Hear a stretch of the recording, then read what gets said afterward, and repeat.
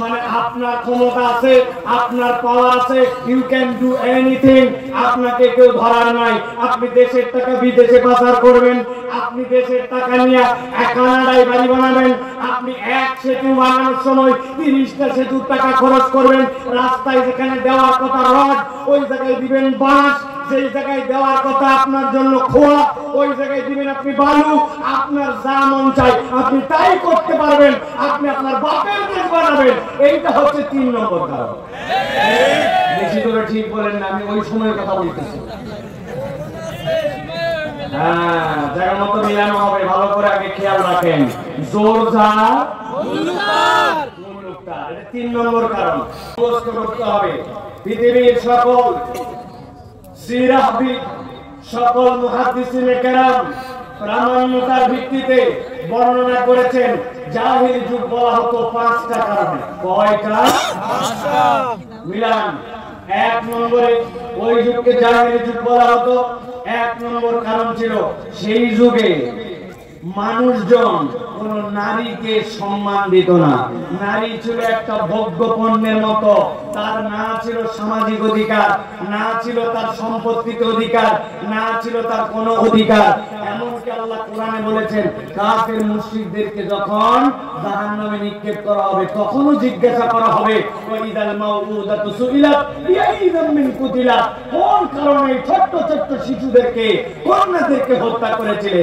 তার মানে ওই যুগে নারীদের কোনো ইজ্জত, সম্মান, এলাকার মধ্যে কোনো দাম, সম্পত্তিতে অধিকার, মানবিক মূল্য কোনো কিছু ছিল না। এটা ছিল 1 নম্বর কারণ। মুখস্থ থাকবে তো?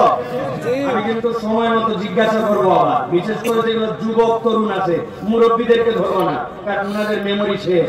আমাদের ইয়াংদেরকে ধরতে হবে। রেডি তো সবাই? 1 নম্বর এইটা। 2 নম্বর, ওই যুগে কোন এতিমদেরকে তারা সম্মান দিত না। এতিমদের সাথে আচরণ এরকম ছিল, কেউ যদি এতিম হতো ওরা খুশি হয়ে যেত, আরে পাইছি রে, ওরে ঠেকানোর কেউ নাই, ওর সম্পদ নিয়ে খাও, ভাগে খাও, ওরে বঞ্চিত করো, প্রয়োজনে কোন কৌশলে তাকে অন্যের কাছে গোলাম হিসেবে বিক্রি করে দাও। এতিম হওয়া মানে ওরা বুঝছে যে এইটার মালিকানা আমার, এতিমের কোনো দাম ছিল। 3 নম্বরে ওই যুগে সবচেয়ে নিকৃষ্টতম একটা কালচার ছিল, সেটা হচ্ছে ডাকাতি করা। এবং তাদের একটা ডায়লগ ছিল জোর যা মুলুকতার। ভাই যশোর অঞ্চলে এই ডায়লগ আছে ভাই? আছে। কি বলে ভাই? বলেন তো সবাই, কি বলে? জোর যা মুলুকতার। মানে আপনার ক্ষমতা আছে, আপনার পাওয়ার আছে, ইউ ক্যান ডু এনিথিং। আপনাকে কেউ ধরার নাই। আপনি দেশের টাকা বিদেশে পাচার করবেন, আপনি দেশের টাকা নিয়ে কানাডায় বাড়ি বানাবেন, আপনি এক সেতু বানানোর সময় 30টা সেতুর টাকা খরচ করবেন। রাস্তায় যেখানে দেওয়ার কথা রড, ওই জায়গায় দিবেন বাঁশ। যেই জায়গায় দেওয়ার কথা আপনার জন্য খোয়া, ওই জায়গায় দিবেন আপনি বালু। আপনার যা মন চাই আপনি তাই করতে পারবেন। আপনি আপনার বাপের দেশ বানাবেন। এইটা হচ্ছে 3 নম্বর কারণ। বেশি করে ঠিক বলেন না, আমি ওই সময়ের কথা বলতেছি।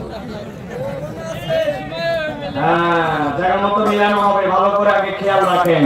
জোর যা মুলুকতার, এটা 3 নম্বর কারণ।